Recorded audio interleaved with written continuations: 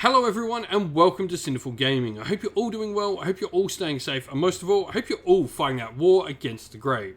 Today's video we're going to talk Start Collecting Kings of War Ambush, and today we're talking about the Undead faction.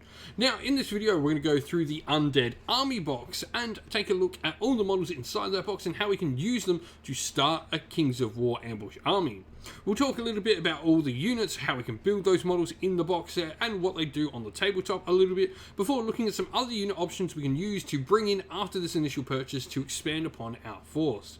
We'll then finish off the video showing you a little sample 750 point army list for Kings of War Ambush for you to use as some inspiration for starting your own Kings of War army using the Undead faction army box. So with that said, first of all, we get 20 Skeleton Warriors, Spearmen. Now, the Skeleton Warriors are pretty basic. They're, not the greatest troops in the world. They have 10 attacks for a troop, or 12 attacks for a regiment. Now, you can have melee 5+, and defense 4+, and they can exchange their shields for two-handed weapons, lowering their strength but getting crushing strength. So they'll lower their defense down to a 3+, but they will get crushing strength 1. You can also take Undead Giant Rats on them, which will increase their Life Leech rule by 1. This is a unique army special upgrade for the Undead faction. Now, Skeleton Spearmen are pretty similar. You're going to have an extra 2 attacks in your troop, and you're going to have an extra 3 attacks in your regiment for 15 attacks in your regiment. Defense 4+, melee 5+, same there. Life Leech, but they're going to have the Phalanx rule as well. This stops enemies being able to use Thunderous Charge. For me, when playing in Ambush, where cavalry are generally going to be the big hitters and really be big tough damage dealers in the game, having Phalanx and stopping Thunderous Charge is massive. They can also take the Undead Giant Rats if they want to increase their Life Leech as well. Now we also get 20 Zombies. These are a much cheaper option than some of your others. You're going to get a regiment for 70 points compared to 85 of the base Skeletons. Now they've got Life Leech 1 and Shambling, and they've also got Undead Giant Rats. The big thing here, melee 5+, but only defense 2+, so they are not going to be sticking around very long. Now, we also get 20 Ghouls. These are a great little infantry unit that can be used really nicely in troops as a good charge deflector, or indeed a flanking unit in their own right. Defense 3+, melee 4+ is nice. It's slightly better than your other units you're in the box set. And they have Life Leech 1 and Wild Charge D3 as well.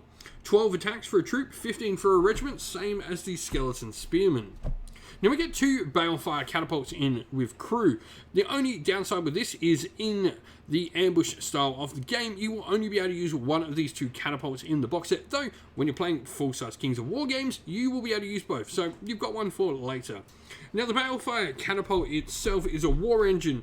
It has a 48-inch range, blast, D3+1, ignores obscure, indirect firing, piercing 2, reload special rules, and then 2 attacks with the range of 5+. It also has its Unholy Flame special rule. Whenever this unit rolls damage with its Balefire attack, it can reroll D3 of the dice that failed to damage, so it can be pretty good if it actually manages to land a hit.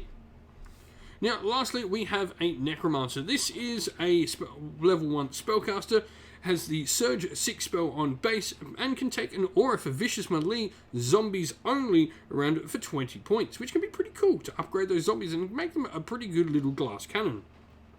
He also has the ability to take Heal, Bane Chant, Drain Life, and Weakness as some other spells. And so, looking where to go next, definitely some more elite troops might be the way to go, and Soul Reavers are definitely that. These are Vampiric Infantry and Cavalry. Now, the Vampiric Soul Reaver Infantry come in troops with 15 attacks, or regiments with 20 attacks.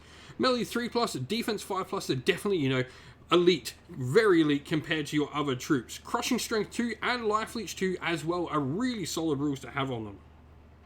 The Soul Reaver Cavalry, on the other hand, will have 10 attacks for a troop and 20 attacks for a regiment, with the same melee 3+, defense 5+, but they'll have that nice speed of 8, Crushing Strength 1, Life Leech 2, and Thunderous Charge 1 on top, thanks to that cavalry. Now, if we're looking to bring in maybe some other utility to the force, some range damage might actually not be a bad thing. Skeleton Archers can provide a little bit of range, though it is, 5+ range attack with 8 attacks in a troop or 10 in a regiment. They do have Life Leech and Shambling, and they're both at 24-inch range. They can also take Undead Giant Rats as well as some of the other units.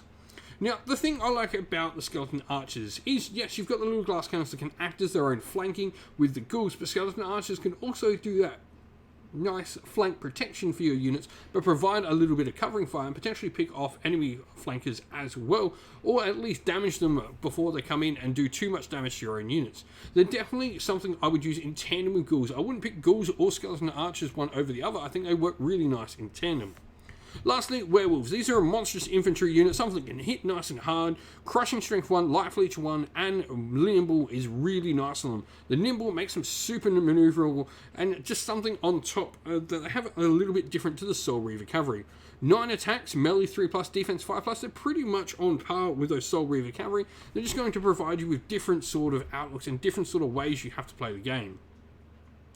And so here we are with our sample army list. Now, we've got 2 regiments in our undead army. This is going to be skeleton spearmen and the zombies. Both of these units have been upgraded with giant rats. I think for me, I would only ever bother putting undead giant rats on the larger size units. I think it's probably a waste of points sticking this on any troop-sized units you take, but these are definitely 2 solid units. So we're going to have troops-wise, we've got 2 units of ghouls and a skeleton archers. Like I said, these can be really good flank protection. You can have the skeleton archers on a flank, providing a nice little bit of cover, with the ghouls being, the ability to both be defensive and offensive pieces in their own right, being either flank chargers or flank protectors. Soul Reaver Cavalry in here with a magical artifact makes it crushing, just for a nice reroll in there for once. I'm going to provide you with a nice hard-hitting heavy piece that you really do need. And then we've got the Balefire Catapult, obviously, for a nice little bit of long-range fire support as well. Necromancer is there to lead the forces, or a Vicious Melee means he's going to be sticking near those zombies, and Heal 3 is nice to have in an undead army. You're not got the best troops in the game, so being able to heal, especially being able to heal some of your more important units, is really useful. Total points, 750 out of 750. We've got 6 troops and regiments, meaning we unlocked both our units. We've got well enough unlocks here. If you've played with the Undead faction in Kings of War, let us know how it's been going down in the comments below. And so that is the end of the video. We hope you all enjoyed it. If you did, please don't forget to leave a like and subscribe to the channel if you haven't already. And also drop a comment down below letting us know what you enjoyed about the video. If you'd like to come chat more with me and other members of our little community here, we have a Discord server for Sinful Gaming, which you'll find linked down in the video's description. Also, if you'd like to help support the channel, you can do so either by supporting us on Patreon or YouTube members, both of which are linked down in the video's description, or grab some merch from our Teespring or Ko-fi stores for yourself as well. All these are the best ways to help support the channel. As a special thank you to everyone who does help support the channel in such a way, we'd like to give a shout out to all our Patrons and YouTube members. So, thank you to our Patrons, Christian Weir, Soren, Kenny Lyle, Outer Shot First, Andrew Bowen, Nathan Fee, The Rising Ape, Q Dynamic, Anthony B, JJ Austrian, Average Wargamer, Domir, Mark Harvey, James Cater, Bloobs, Benjamin Swallows, Red Martin, Kevin Bowman, Iron Grinch. And to our YouTube members, Green Roots Gaming, Ronya, Lock Lorick, The Johnny84, David Ellsworth, Wolfric Nick, Broken Chef, Ariana Edwards, Revenar, Pink Nico Fire, Robin Mankiller, Monty's Tabletop Terrain, John Castle, Davis Weir, James South, David Crozier, and Dylan Areno. And lastly, a special thanks to Lady Witchfox Art, who does all the amazing artwork for the channel, and a special thanks to all the mods that help with our Discord server and all the people that come on the regular to help with everything on the YouTube channel. Thank you all once again for watching. Stay safe everyone, stay well, and most of all, keep fighting that war against the grey. Ciao for now.